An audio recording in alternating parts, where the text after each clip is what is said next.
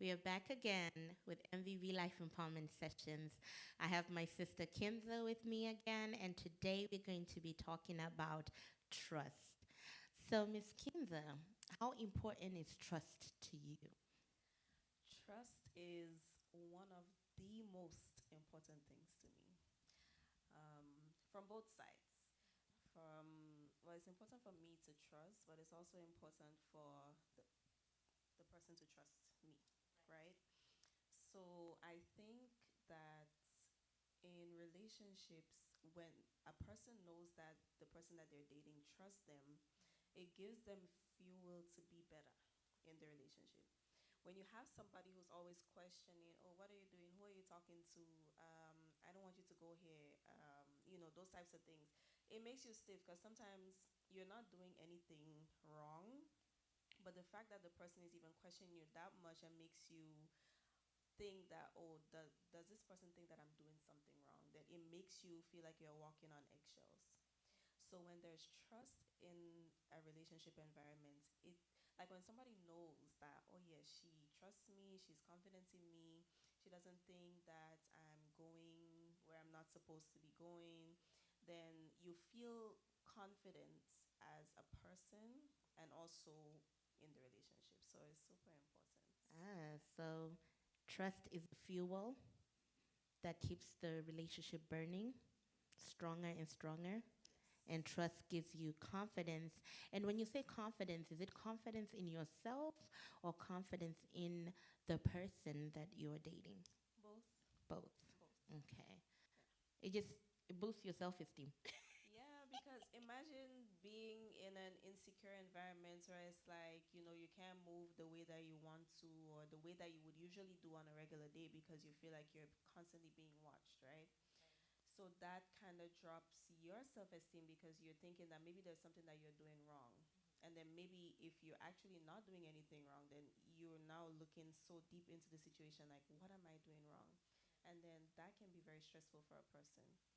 And then, relationship wise, it also boosts your confidence in that aspect because now you know that you can be happy, you can be bubbly because there's no issues, when it comes to trust. Like, yeah, no tension, yeah. No tension.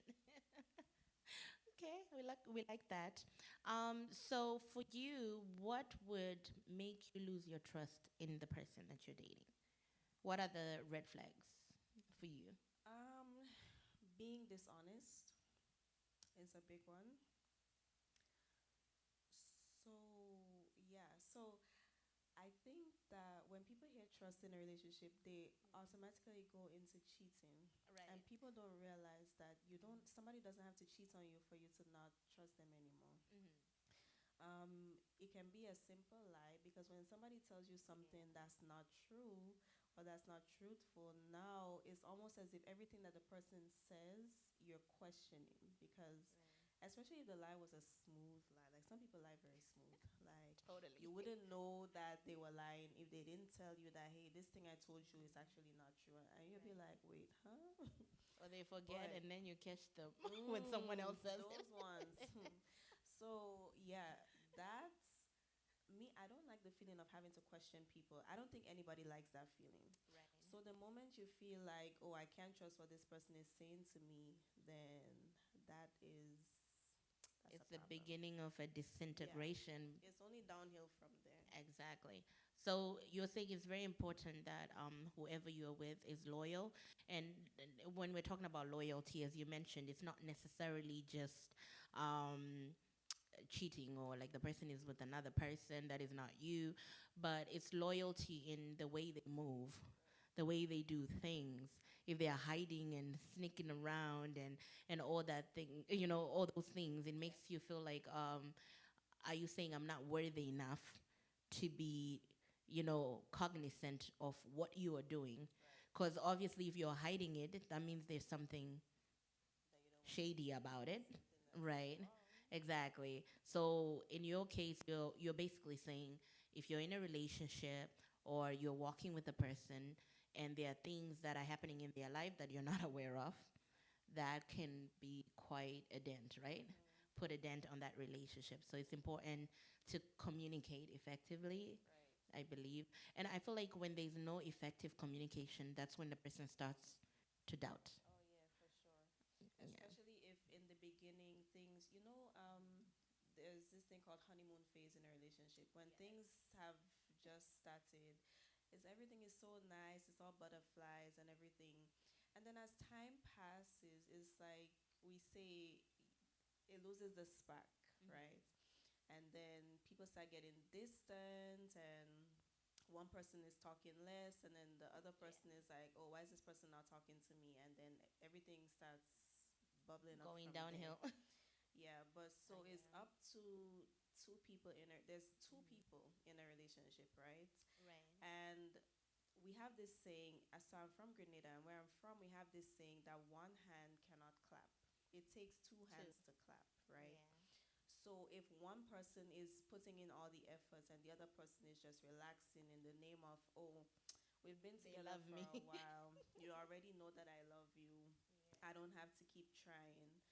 That is basically setting yourself up for failure when it comes to relationships, right? So yeah, So lack of basically effort, right? yeah, effort and also communication, like you mentioned before, like those two go hand in hand because communication takes effort, right? So yeah, it's both. Both are very important. Definitely communication, effort, intentionality, loyalty, and trust are key factors. One thing that I've grown to learn is that if you prioritize any other person apart from your partner that you're with, it's not saying you don't care for people, but if other people have the highest priority besides God, right, then you are going to run into a lot of issues. You're going to run into a lot of problems. So you definitely have to make sure that the person doesn't feel neglected. Like you said in the beginning, it's all roses, it's beautiful, it's the honeymoon phase. But over time, people tend to get used to each other, and then it's kind of like, oh, you're like my buddy buddy, right? But what you set as a foundation in the beginning stages of your dating, right, it should only get better and better. It should not get less. So if you used to talk, if you used to do things together, if you used to go places, if you used to dream and build visions together, that should not stop. It should just get better, Right. you know. And so yeah, there's this thing that we say. A lot of the reason why a lot of relationships don't work now is because people stop doing what they were doing in the beginning when they were trying to win that person, right? So you start dating a person in the beginning, you're interested, and so you're taking them out on dates, you're doing fun stuff together, you're on the phone for hours. I'm not saying that you have to be on the phone for 5 hours every single day. I'm not saying that you have to go on a date every single night, right? But it's important that you don't stop dating that person. If you stop doing the things that you were doing in the beginning, that's where you lose the spark, right? But you have to keep doing things. I was scrolling through Instagram one time and I saw this quote that said, "It's better to be single than to be in a relationship and feel And be alone," alone, yeah. right? So you want to make sure that the person that you're dating does not feel alone, especially if you're actually there, right? That is a very difficult situation to be in, knowing that you could be sitting right next to somebody and still feel like you're sitting in a room by yourself. And so relationships shouldn't be like that, especially if you want to do life with somebody. If you're running into that type of problem in a relationship, then how do you make it to marriage, right? Yeah. And it's very important that you said, like, you could be sitting in a room with somebody, but then you feel alone. But it all goes back to that communication aspect. At some point, I remember listening to TD Jakes at one point, and he was talking about how he and his wife, they used to do these revisits, like where you ask the person, where are you right now? What stage of your life are you in? Because you're growing. The person you met 5 years ago is not the same person 10 years, 15 years, because, other things are adding to the plate. acclimating to the place. Let's say, for example, we start now. You know, you're single, you don't have kids yet. It's just you and them. You're just justing and having fun. But now, when life is adding, you have children. Now you have maybe aging parents, and you have different career paths or different studies. There's a lot of things you're factoring and putting in, right? So with that, human mindsets tend to shift. So it's very important, when you have a partner, a spouse, or whoever you're around, to constantly have those meetings, should I say? I know meeting is like a bit tough, Yeah. but when you have a meeting, you're more productive. So should I put it? Because there was a time when me and my husband were watching this show, and this couple was saying every Friday they schedule time to have money talks, to have date talks, to have relationship talks, just to find out how was your week. Is there anything that really threw you off? How do we work on our finances? How is our goal looking like? Are you able to meet this need or not? Important questions, because if you ignore it, ignorance doesn't solve anything. It just causes problems to fester. Yes. So communication is important. It builds trust. I think communication builds trust. If you know what the person is doing, what is in their mind, then you're not going to be trying to guess 50,000 things. Oh, did he go here? Is he with her?